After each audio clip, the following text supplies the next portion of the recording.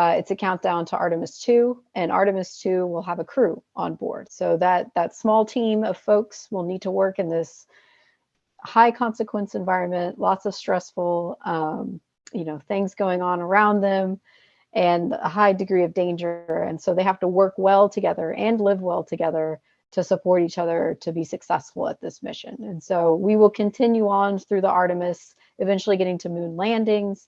And then, of course, our long scope is looking at Mars, and Mars will be a radical paradigm shift because you have an extended communication delay. So for effective teams, 2 plus 2 can equal 5. You have a group of highly technically skilled experts and they're put on a team together. Well, if they're not working well together and they don't have good team skills and they're not motivated to contribute to that team, they will not accomplish everything they need to. If you have a good technically skilled team that also has good team skills, they can do even more with what they have. And so that's really what we're looking for when we build these astronaut teams, is how do we advance even beyond kind of the sum of its parts and become something even greater. So these astronauts know what they're getting into. They understand the stressfulness of space. Not that it's physically dangerous, just physically dangerous, but also it's very psychologically stressful. And think about what that psychological stress is doing as it cascades throughout the interpersonal relationships throughout that team on board. There's multiple pieces to this puzzle. So we have the pre-flight training. You select the right people, you put the right mix of people together for that team, and think about the personalities integrating on board. But you also have to think about the technical skills that are needed on board, right? So the technical skills will take the forefront.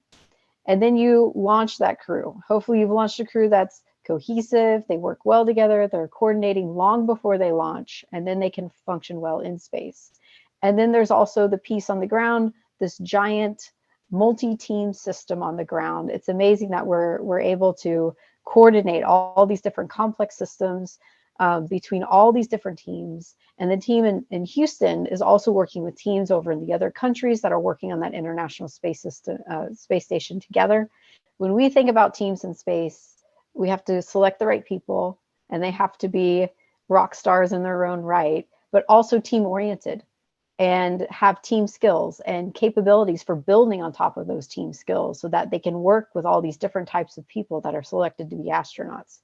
And one thing to keep in mind is, even though they are rock stars and they're very team oriented, when you put a crew together, there is no perfect crew. We are humans still. And so we have to look at the whole team and all the different needs of the team and the mission. So we think about the technical needs for the mission, and we also think about the mix of personalities as they're living and working together. We have tons of research showing that, yes, conflict will happen, but that conflict is a little bit more nuanced in these mission simulations. We have very resilient people, and so they're able to keep their conflict sort of lower level, but that lower level conflict, these frictions, these disagreements, it can build over time. And we see the work type conflict actually resolve itself much more quickly than interpersonal conflict, which tends to sort of fester and linger and become more of a problem as the duration increases. And the astronaut office, they call this the expeditionary skills or crew office skills. And so this boils down to self-care, self-management.